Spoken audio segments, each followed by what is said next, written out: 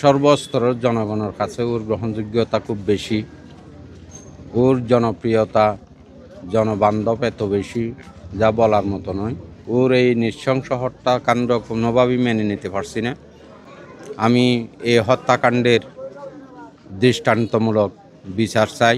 এই হত্যাকাণ্ডটা সম্পূর্ণ পরিকল্পিত। তাকে একদম ফোন করে ডেকে নিয়ে তার বাসায় দাওয়াত দিয়ে তাকে যে কায়দায় হত্যা করা হয়েছে এটা কোনোদিন মেনে নেওয়া যায় না। কারা কারা এই সমস্ত কাজে জড়িত এবং কাদের হাতে ভারী অস্ত্র আছে, এই সমস্ত বিষয় এগুলো অনেক আগেই গোয়েন্দা সংস্থার বের করা উচিত ছিল। সে যে অকালে মৃত্যুবরণ করলো, এই মৃত্যুর দায় সরকার কোনো মুহূর্তে এড়াতে পারে না। এই বাংলাদেশে কাউকে মেরে ফেলার অধিকার কেউ কাউকে দেয় নাই। সুতরাং এভাবে ঘোষণা দিয়ে বাড়িতে ডেকে নিয়ে কেউ কাউকে যদি এভাবে আঘাত করে মেরে ফেলে তাহলে এটার সঠিক বিচার হওয়া প্রয়োজন।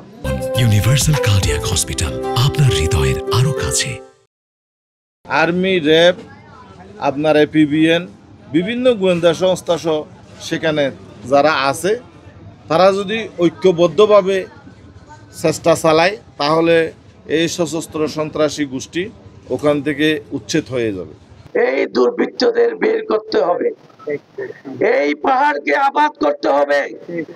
এই পাহাড় যেখানে মানুষ নিয়ে মারা হচ্ছে, যেখানে মানুষ নিয়ে বেঁধে বেঁধে অর্থ আদায় করা হচ্ছে, এইটাকে আমরা ফুলের বাগানের মতো করতে চাই। একটা হত্যাকাণ্ড ঘটানোর পরে হত্যাকারীরা যখন পার পেয়ে যায়, তারা যখন ধরাছোঁয়ার বাইরে চলে যায়, তখন নতুন নতুন হত্যাকাণ্ড সংঘটিত হয়। দল মত নির্বিশেষে সবাইকে এ ধরনের ন্যাক্কারজনক হত্যাকাণ্ড বন্ধ করার জন্য ঐক্যবদ্ধ হতে হবে। অনেকে অনেক রকম মন্তব্য করছে, বাট আমরা আমাদের মতো করে ইনভেস্টিগেশনটা করবো। ওনাদের পক্ষ থেকে কেউ এখনো মামলাটা তো করেননি। আমরা ওনাদেরকে বারবার বলছি, এখনো মামলাটা করেননি। ওনারা মামলা করলে আমরা যে ইনভেস্টিগেশনটা ভেতরে করছি সেটা একটু প্রকাশ্য করতে সুবিধা হবে আর কি।